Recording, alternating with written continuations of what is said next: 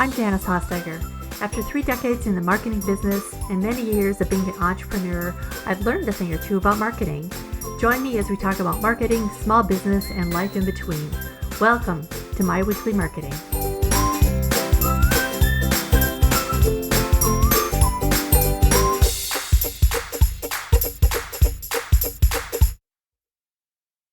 Hey, and welcome to the 100th episode of My Weekly Marketing. I am so thrilled you are here because this is a special episode for me. I have worked so hard to get this podcast up and growing, and today I want to share a bit about my experience with podcasting and just doing it while running a business in general. I'm going to talk about why I started My Weekly Marketing and what I was afraid of, my podcasting experience, including one big mistake I made that I want you to watch out for. I'll hit on a few questions I get about podcasting, some lessons I've learned, my most downloaded episodes, what I do differently if I started today, and some advice for staying consistent and keeping momentum for 100 episodes. So if you're considering a podcast for your own business, you can learn from my experiences too.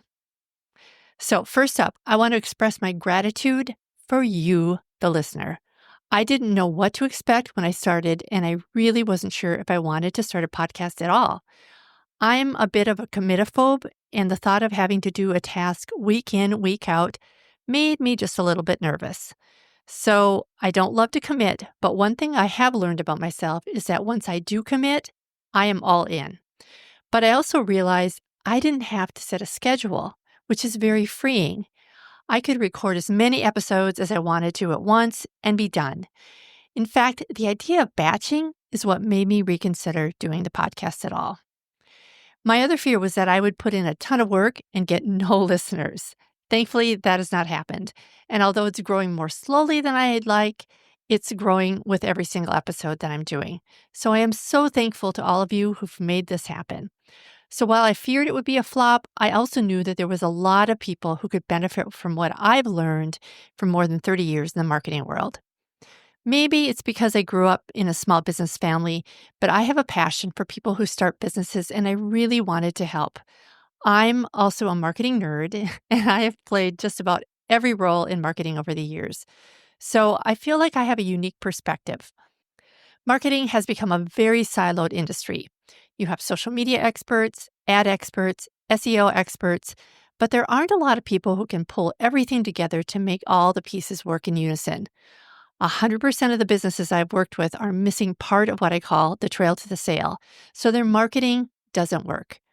Understanding the whole marketing journey is what's required for marketing to be successful for a business, and that's what clients tell me is my secret sauce. So that was my aim for My Weekly Marketing. I also want to do podcasts because there's so much wisdom that my guests bring to each show. Marketing is like shifting sand, and no one person can know everything in depth. So I wanted to bring in experts where they're needed.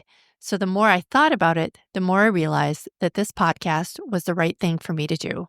When I recorded my first episode, I was crazy nervous. In fact, I re-recorded the entire episode 3 times. Not gonna lie, it was really hard for me to listen to my own voice, and it still kind of is today. I'm without a doubt my own worst critic, and I know that many of you are too. In my first episode, you can almost hear my voice shaking.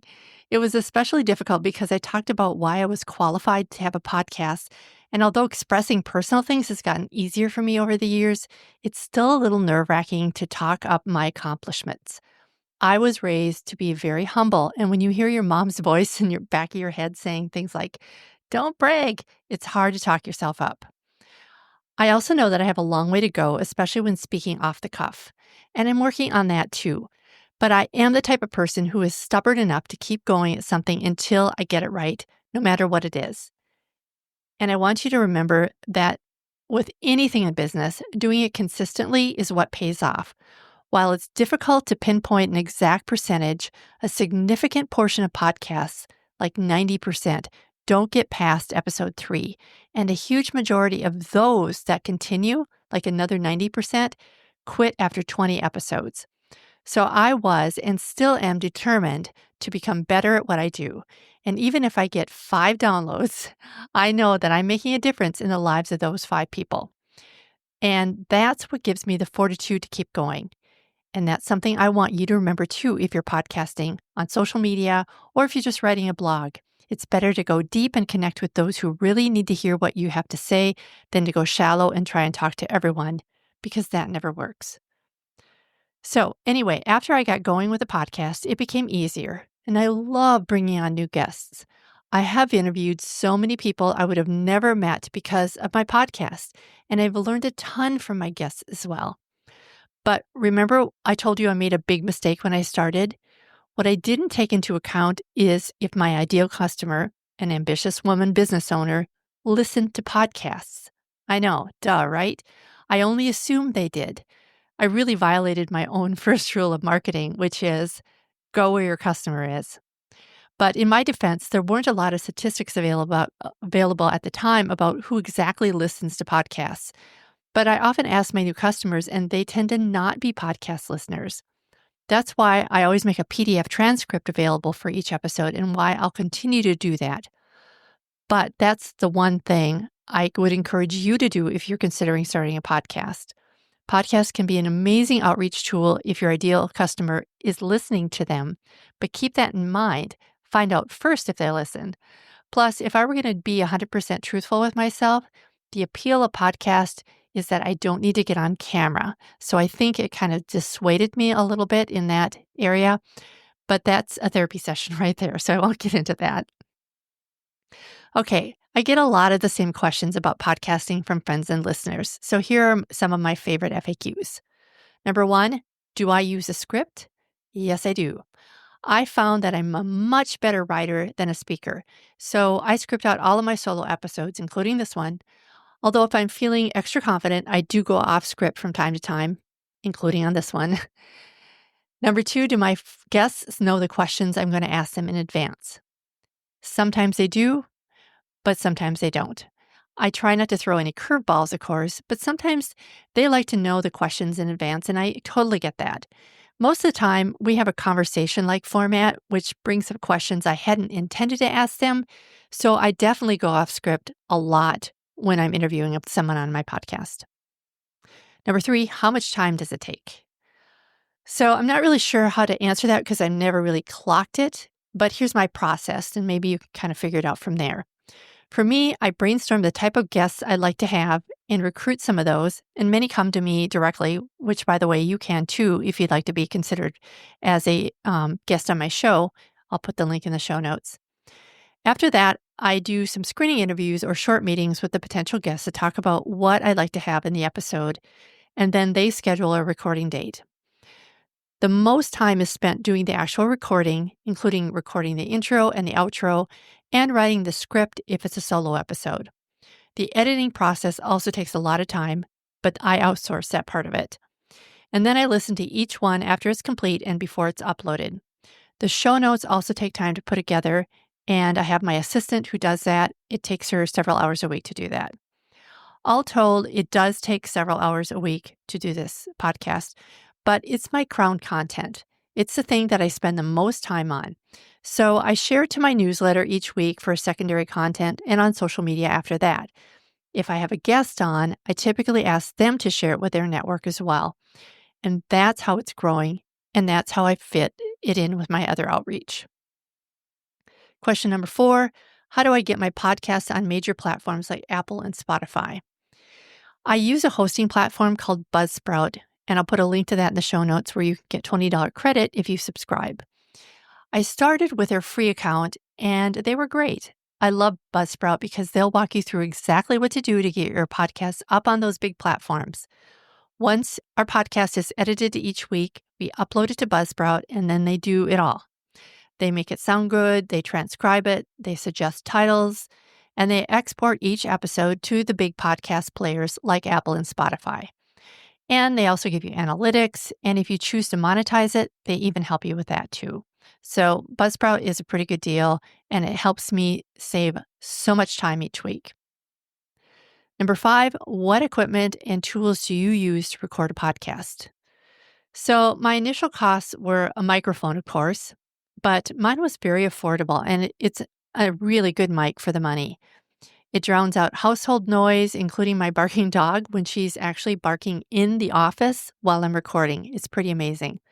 Plus, it makes my voice sound so much better. It's made by Audio Technica, so I'll put a link to that in the show notes too. We edit it on GarageBand, which is included on a Mac computer. I'm not sure about a PC, but it's just a typical editing tool. That's where I also record my solo episodes, like this one right now. I'm recording on GarageBand. For interviews, I use Zoom since they allow you to record a separate audio file for each speaker. So if I start coughing, for example, when my guest is talking, it's easier to edit that out than if they were both on the same track.